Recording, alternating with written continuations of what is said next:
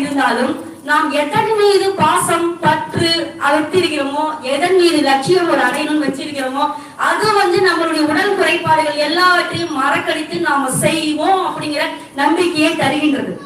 இதுல முக்கியமா நாம கவனிக்க வேண்டியது என்னன்னா, இந்திய குடும்பங்களில் அவர்கள் பெற்றோர்கள் சுழல்வது எல்லாம் தங்கள் மக்களின் மீது வைத்துள்ள பந்தத்தினாலும் பாசத்தினாலும் மட்டும்தானே தவிர தன்னுடைய உடல்பலத்தினாலே அல்ல அல்ல அல்ல.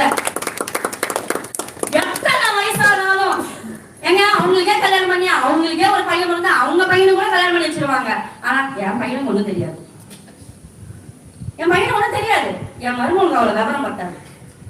இவங்களாலதான் அவங்களுக்கு, அதாவது அவங்களுக்கு ஒரு சின்ன பிரச்சனை கூட அந்த பிரச்சனை தீர்ற வரைக்கும் இவங்க தூங்கவே அவங்க தூங்கிடுவாங்க. அவங்க கிட்ட சொல்லிட்டு இவங்க தூங்கிடுவாங்க. ஊர்ல இருக்கிற பொண்ணு போன் பண்ணி சொல்லிட்டு அம்மா அப்படின்னு எத்தனை வயதானாலும் தன்னுடைய வயதான தாய்க்கு போன் போட்டு சொல்லிட்டு தூங்கிடுவாங்க.